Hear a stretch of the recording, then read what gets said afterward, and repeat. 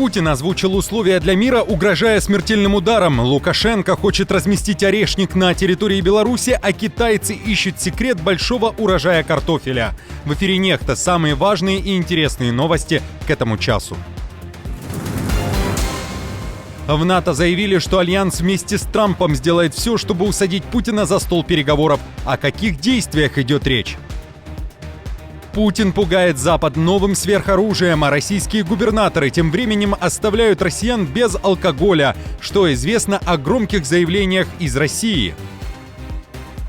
В НАТО готовы коллективно ответить РФ даже на гибридные атаки. Срочное заявление главы немецкой разведки. Друзья, всем доброе утро. Буду рад вашему лайку, подписке и репосту. Вы прекрасно знаете, что для нас это очень важно. Также оставляйте свои комментарии. И спасибо вам за обратную связь. Об актуальных и важных событиях прямо сейчас начинаем. Российские войска штурмуют позиции ВСУ сразу на 10 направлениях. В украинском генштабе сообщают о сотне боестолкновений в день. Армия РФ стремится вытеснить силы ВСУ из Курской области и выйти на административные границы Донецкой области и сделать это без всякой привязки к датам. Об этом в эксклюзивном интервью «Нехта» заявил военный эксперт Дмитрий Снегирев, который много лет занимается анализом боевых действий в период российско-украинской войны.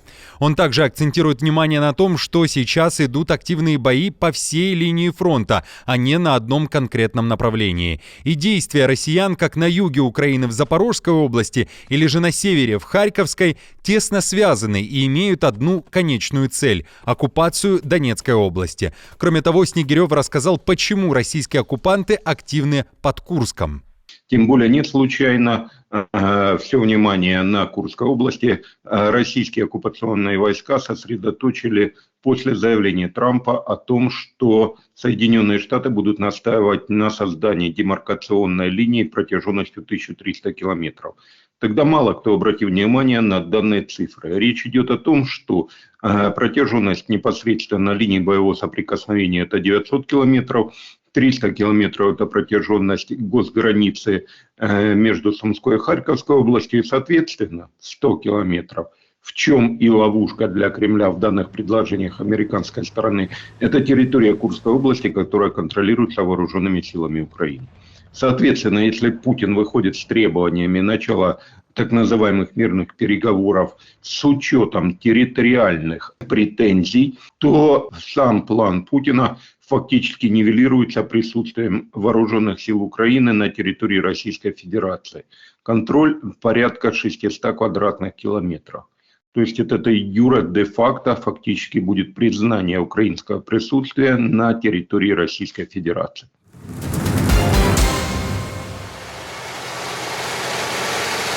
Россия укрепила свои военные позиции с появлением так называемого «орешника». В этом уверяет Путин, который последнюю неделю только и говорит об ударе по Днепру, как заявляется, новым сверхоружием. Кстати, о позициях России Путин решил заявить, отвечая на вопрос о возможных переговорах с Украиной. В Кремле вновь повторили, что условия для мира – это вывод войск ВСУ из 4 областей Украины – Запорожской, Херсонской, Донецкой и Луганской. То есть Москва по-прежнему не отказалась от оккупации чужих земель. А у нас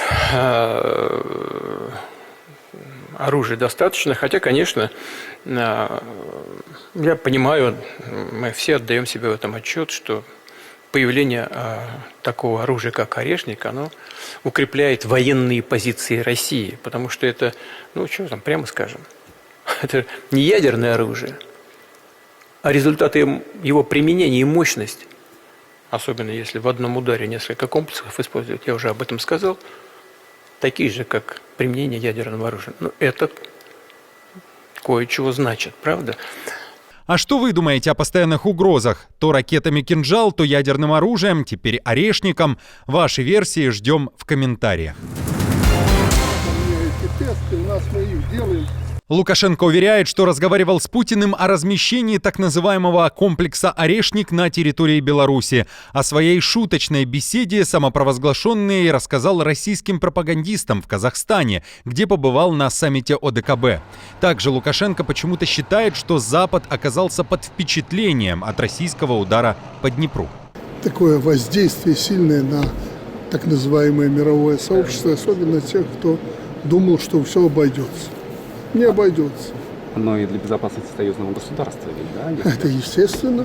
Я тут старшему брату пошутил, говорю, ну, места готовы дислокации. Когда? Подумаем. Возможно, Лукашенко просто описал свои эмоции, как считаете? Кстати, напомню, ранее в Минске заявляли о том, что Россия разместила на территории Беларуси свое ядерное оружие. Команда бывших силовиков Беларуси Белпол в своем новом расследовании установила, что на данный момент нет никаких доказательств и подтверждений тому, что ЯО РФ действительно находится на территории РБ. НАТО и Трамп сделают все, чтобы усадить Путина за стол переговоров. Украина же должна решить сама, когда будет готова к диалогу с Москвой. Об этом в интервью Fox News рассказал генсек НАТО Марк Рютте. Он также уточнил, что на будущих переговорах Зеленский должен говорить с Путиным с позиции силы. Сейчас же ситуация, по мнению генсека, неподходящая. А на данный момент они находятся в крайне невыгодном положении. Затем, очевидно, президент Трамп прав в том, что за это время внутри Альянса именно европейцы должны сделать больше. Он успешно продвигал это в прошлом, и нам еще предстоит сделать больше в будущем, особенно в том, что касается борьбы в Украине и поддержки Украины. Я также считаю, что в этом вопросе именно европейцы должны взять на себя основную ответственность. Но, конечно, нам все равно понадобится помощь США и их мощной оборонной промышленной базы.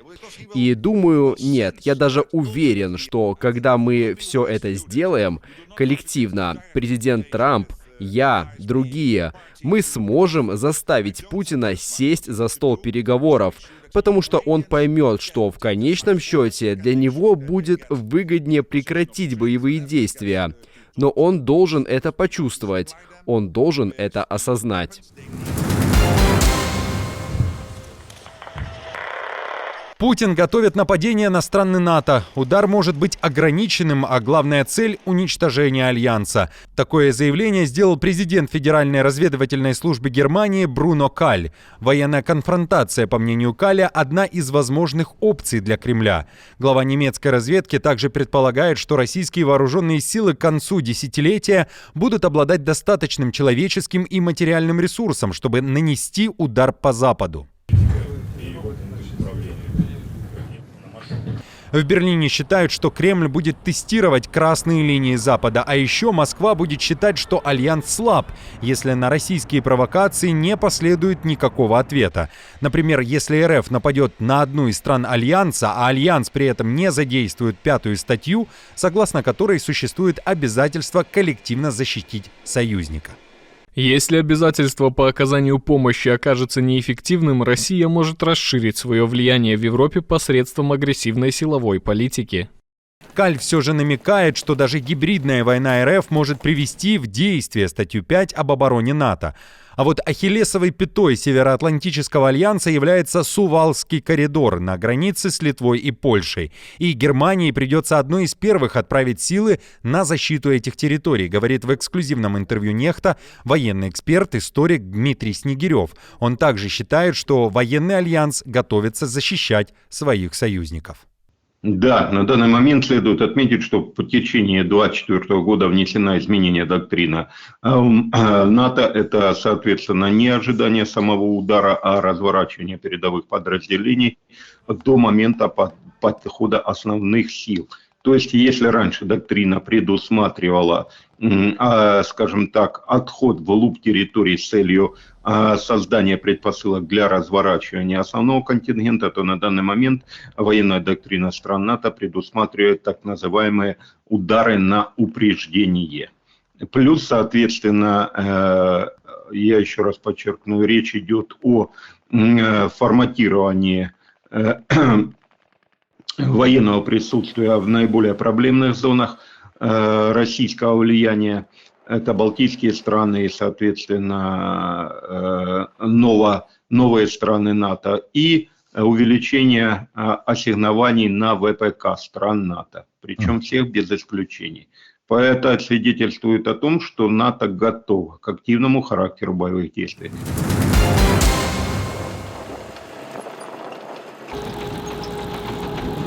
Китае пытаются раскрыть секреты картофеля. Перед учеными стоит задача определить, как глобальное потепление влияет на урожайность. Исследования связаны с прогнозом ООН. Уже к 2100 году мир столкнется с потеплением на 3 градуса, а это, в свою очередь, может губительно повлиять на урожай. Китай же при этом является крупнейшим производителем картофеля в мире.